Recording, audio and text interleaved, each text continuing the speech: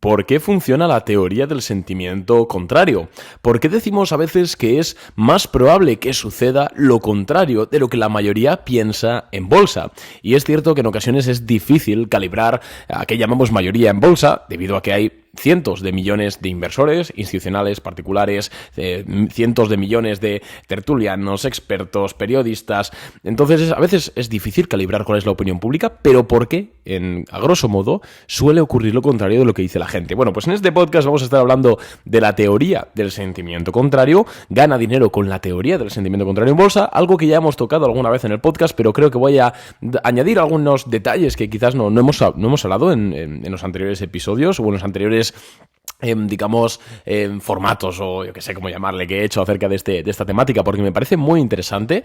Así que en este podcast no solo vamos a explicar por qué funciona, sino también cómo podemos medir esta opinión pública, que no es algo exacto, no es algo matemático, pero hay varias formas de hacerlo.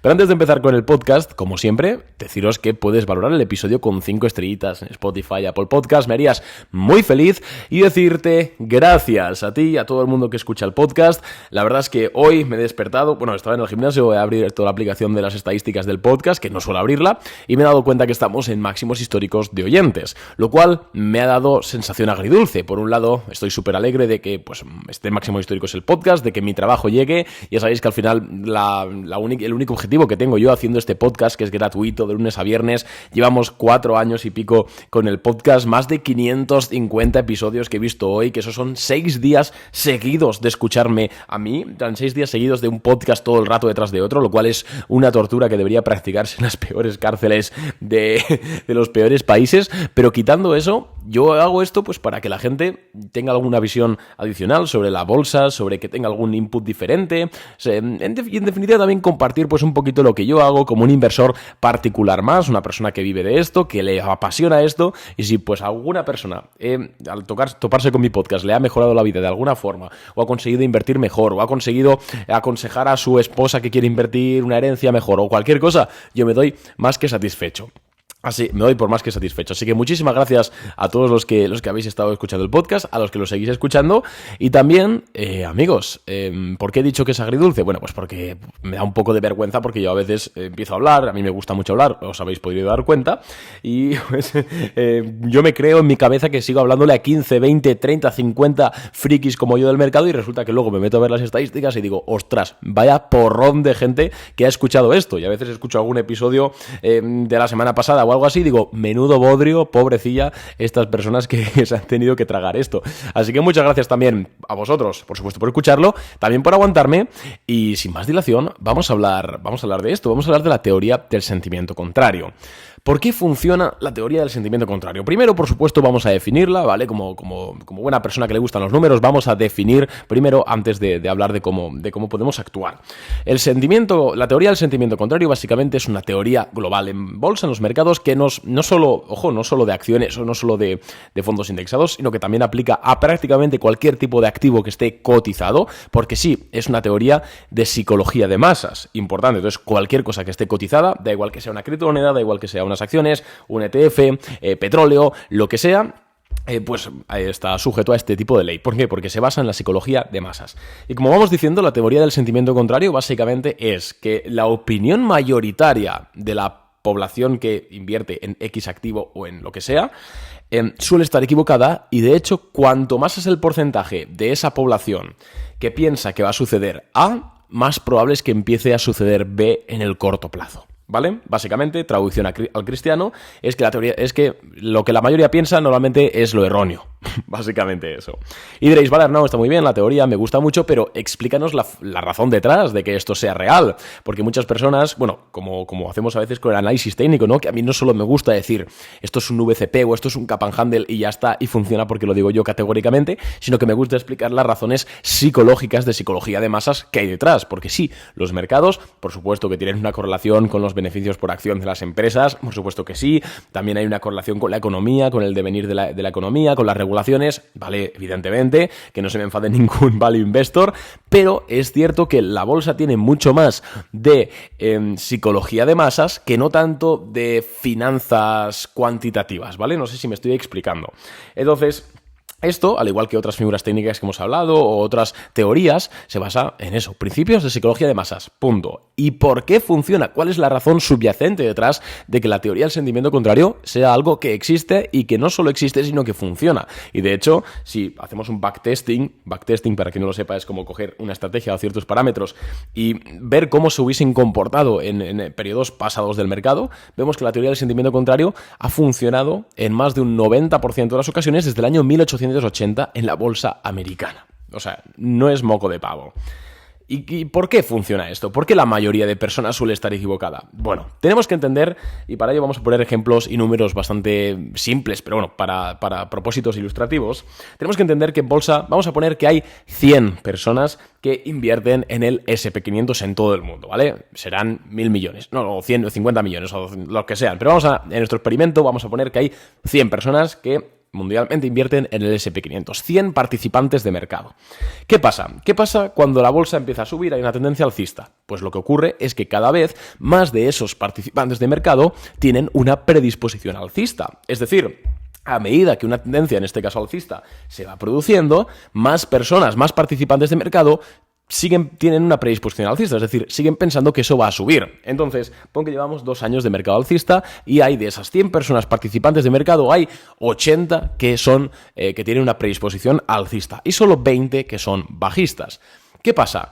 Pues seguramente, depende del mercado, es muy multifactorial, ¿no? Pero seguramente todavía le quede algo de gasolina al mercado para seguir subiendo. Pero lo que ocurre aquí es que para que el SP500, para que el mercado, una acción, una criptomoneda, el activo que sea, suba, tiene que aparecer nueva demanda. Es decir, tiene que haber gente que tenga un dinero, un ahorro, un capital ahí esperando y que no esté invertido, porque si tú ya estás invertido con todo el capital que puedes invertir en el SP500, por mucha predisposición alcista que tengas, tú ya no generas presión de compra, ¿vale? Es muy importante, tú ya no generas demanda de acciones. Entonces tiene que venir otro que no estuviese invertido y comprar las acciones. Por eso es que cuando estamos en las últimas etapas de un mercado alcista, si vemos opiniones en redes sociales, que ahora hablaremos un poquito de cómo conseguir el baremo de cuál es la opinión pública, porque no es moco de pavo, por supuesto que no. Pero a finales de un mercado alcista vemos siempre que la mayoría de noticias en prensa económica son positivas, piensan que el mercado va a subir. La mayoría de analistas piensan que las bolsas van a seguir subiendo. Y idem por bancos de inversión. Incluso en Twitter, si te metes en Twitter y tienes más o menos un feed de gente que pues invierte en bolsa y tienes gente diversificada, gente que va a corto plazo, medio plazo, largo plazo, verás que al final es de un mercado alcista, todo el mundo es alcista. ¿Qué significa esto? Esto significa que todo el mundo que quiere tener acciones porque piensan que va a subir, ya las tiene. Por lo cual, no hay más demanda de acciones. Y si no hay demanda de acciones, por muy buen momento en el que estemos, por muchos crecimientos de EPS que haya, por mucho de todo, si ya todo el mundo que quiere esas acciones ha comprado, si esas 100 personas que participan en el mercado, 90 o 95 ya están invertidas y no tienen capacidad de invertir más, lo que va a pasar es que simple y llanamente va a dejar de subir. ¿Por qué? Ostras, pues porque ya no hay nadie que pueda comprar, ya no hay nadie que tenga excedente de ahorro.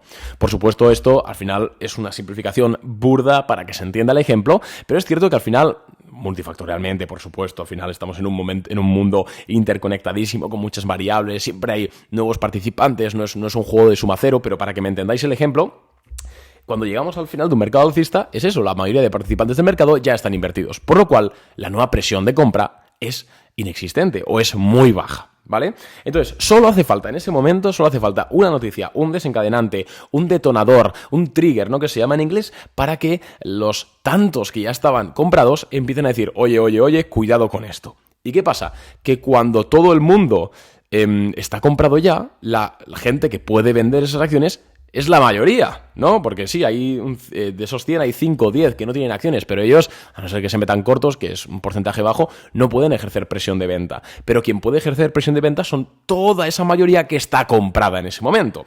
Entonces, por eso, normalmente quitando algunos ejemplos, y por algunos ejemplos me refiero a la crisis a la burbuja.com de los años 2000, pero quitando ese ejemplo, todo el resto de correcciones de mercado así grandes han sido desencadenadas o han estado más o menos correlacionadas con un evento bueno, y quitando el crack del 29 también, han estado correlacionadas con un evento macroeconómico. ¿Por qué? Porque normalmente se necesita un trigger, un detonador para que las cosas empiecen a caer.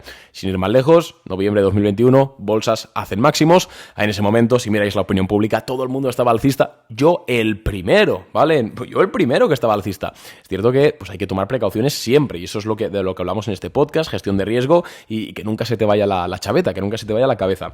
Pero al final, en ese momento, de repente, ¡pum!, suben, deciden, bueno, empiezan con el tapering, es decir, empiezan a retirar la QE, la subida de estímulos, el paquete de estímulos, y luego empiezan a subir los tipos de interés.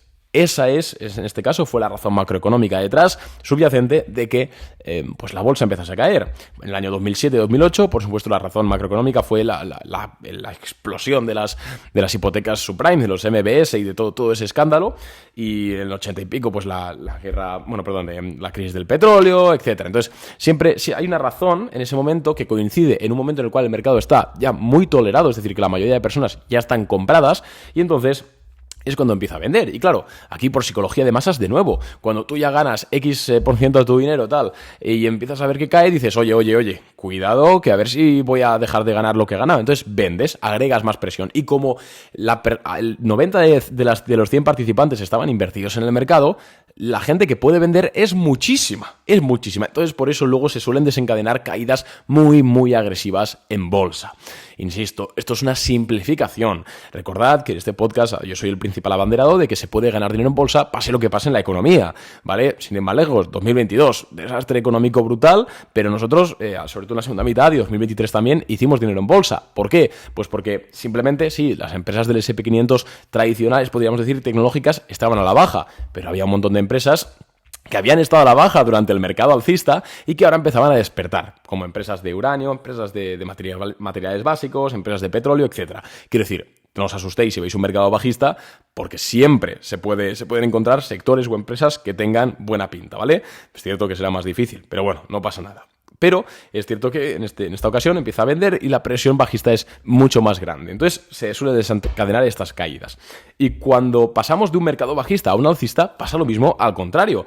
De hecho, yo no sé si estáis en Twitter, que es que en Twitter se lee muy bien la opinión pública, pero bueno, si escucháis cadenas de radio, o a profesionales, a expertos, quitándome a mí, que yo soy mucho de hablar de lo que el mercado me está diciendo y de no tener una opinión, y de hecho es algo que yo recomiendo siempre, no tengáis opiniones de lo que el mercado puede hacer o no puede hacer, sino que actuéis en base a lo que vosotros estéis viendo. Una opinión no sirve de nada, pero sí que muchos de vosotros, si habéis estado pues siguiendo periodistas, expertos, entre comillas y tal, seguramente sepáis que en 2023, marzo, abril, mayo de 2023, el sentimiento era bajista, pero prácticamente a cualquier persona que le preguntases, el tío decía, no, esto se viene una caída, y fijaros en Twitter y todo esto que hablamos de gente comparando la cotización del S&P 500 con la cotización del S&P 500 en el 1987 o en el 1929, todo el mundo era bajista. ¿Qué pasa? Que cuando la mayoría de participantes de mercado son bajistas, la presión de venta, es decir, la gente que tiene acciones y que ya no quiere tener acciones, es muy baja, es prácticamente inexistente, porque todo el mundo bajista ya ha vendido sus acciones, entonces no puede ejercer más presión a la baja. Sí, se pueden poner cortos, pero insisto, el short float suele ser muy, muy bajo, teniendo en cuenta el total de mercado, ¿no? Entonces, ¿qué pasa? Que hay muy pocas personas que pueden ejercer una presión de oferta, es decir, de venta, y muchísimas, una gran mayoría de personas que están fuera de mercado y que a la mínima que vean algo positivo, una aceleración en NPS, una bajada de la inflación, ¿no? Como fue 2023 en este caso, un pronóstico de que van a bajar los tipos de interés, lo que sea, una señal de recuperación macro, lo que sea, empiezan a comprar. Y entonces ahí, ¡boom!, se produce un mercado alcista brutal. Además, normalmente lo que pasa es que muchos bajistas también se habían puesto cortos durante esa caída, entonces esto hace una especie de short squeeze. Insisto, depende del activo, no siempre, pero se puede producir algún short squeeze, lo cual fuerza coberturas, entonces la subida es todavía más vertical. Y es por eso que hemos visto un resurgir del S&P 500 y del Nasdaq y de los mercados en 2023, a pesar de que, sí, si cogemos los datos macroeconómicos, decimos, está la economía hecha unos zarrios. En Europa está el DAX alemán en máximos históricos, el IBEX 35 llegó a máximos históricos. Si veis los datos económicos de España, veías en 2023 una inflación altísima, veías en España un crecimiento del PIB bajísimo, veías en España un crecimiento del PMI manufacturero, lo que sea, en Alemania también, del desastre. ostras, subiendo la energía a una barbaridad, y coño, las bolsas de máximos históricos, ¿cómo puede ser? Hombre, pues por esto que te digo, porque todo el mundo que era bajista ya está fuera del mercado, por lo cual no puede ejercer más presión bajista, y a la mínima que haya cierto cambio o ciertas personas empiecen a considerar que puede ser buen momento, por lo que sea, es cuando el mercado sube. ¿Se entiende? Espero que se entienda. He intentado explicarlo lo mejor posible, con una simplificación muy, muy burda y casi ofensiva, pero bueno, espero que se haya entendido el punto. Y ahora viene la pregunta, bueno, la más clave de todas, ¿no? Y es, oye, Arnau, muy bien, me encanta el cuento que me cuentas, pero yo como narices sé calibrar el sentimiento de mercado. Porque claro, no hay un índice, y el que te diga que hay un índice que mide numéricamente el sentimiento de mercado, o te miente o realmente es inconsciente, porque al final está el Fear and Greed Index, hay muchísimos, incluso a veces el propio RSI, etcétera, se pueden emplear como indicadores de cómo está el mercado, ¿no? O cómo está la opinión pública. Pero sin embargo, no hay ningún índice que sea totalmente confiable. Y esto es lógico, porque al final, ¿cómo traqueas la opinión de la mayoría de personas del mercado? No puedes hacer una encuesta de satisfacción y que todo el mundo te la conteste. Es algo imposible. ¿Cómo lo traqueo? Yo personalmente. Mira, pues os voy a ser totalmente sincero. Redes sociales, ¿vale? Yo estoy bastante en redes sociales. Es cierto que yo solo sigo gente del mundillo en redes sociales, entonces, bueno, pues es un poco aburrido, no veo memes, no me salen gente haciendo chistes, pero me sale gente hablando de la bolsa. Entonces, es que no se puede cuantificar, pero son sensaciones de cuando empiezas a ver muchísimas personas con proyecciones negativas, o positivas, ya es un factor. Pero ojo, también hay formas de traquearlo y no deberías coger solo una fuente, sino que deberías combinar varias fuentes. Otro es las previsiones de precios de analistas, ¿vale? Los analistas, y por analistas me refiero a principales analistas de bancos de inversión, no al analista del cuarto B de tu casa, hacen proyecciones normalmente a final de año de qué piensan que va a hacer el SP500 y las van luego corrigiendo a lo largo del año. Entonces, si tú ves que a inicios de 2020, a inicios del año, el mercado está en tendencia alcista y la mayoría de estos inversores institucionales dicen que creen que el SP500 va a seguir subiendo, cuidado, porque eso es también un barómetro de mercado. Sin embargo, al revés, lo mismo. Cuando estás en un mercado bajista y ves que la mayoría de estos inversores institucionales, Bank of America, Wells Fargo, JP Morgan, etcétera, dicen que esto va a seguir bajando, pues ahí tienes un indicativo bastante importante. Seguramente esas personas estén ya fuera del mercado. También puedes traquearlo con incluso periodistas así más renombrados. A ver, es cierto que últimamente en redes sociales la cultura del meme al final se ha apoderado bastante, pero bueno, el Jim Cramer, ¿no? Quizás el más famoso, pero bueno, hay muchísimos periodistas. Seguidlos a todos en Twitter, también entra en esa primera parte del mapeo en redes sociales.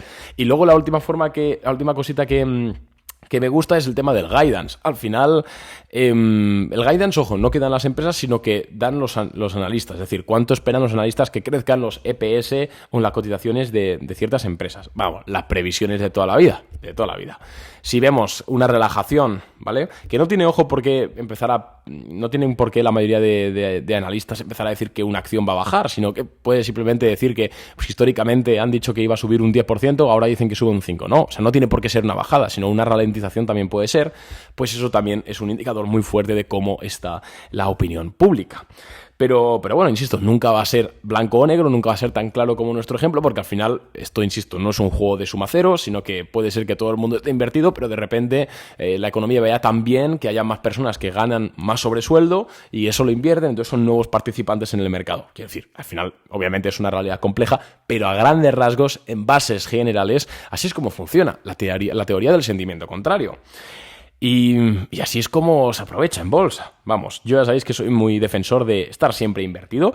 No estar siempre invertido en el sentido de tener siempre acciones, en plan en cartera, sino estar siempre mirando el mercado y buscando en comprar acciones. Ya sabéis que mi operativa y la operativa que llevamos en Boring Capital es de comprar una empresa a un corto plazo, medio plazo en ocasiones, y venderla. Es decir, nosotros especulamos, no llevamos nada a largo plazo, o al menos no últimamente. Es cierto que Meta hace un tiempo y Google hace un tiempo con esas caídas sí que las compramos y nos interesaron bastante, pero ahora mismo, por ejemplo, vendimos otro día Paz, más 3%, y estamos ahora mismo así, con las manos levantadas, fuera del mercado, a ver qué dice Powell hoy, que por cierto es la decisión de tipos de interés de la Fed y la rueda de prensa, y luego ya decidimos entrar.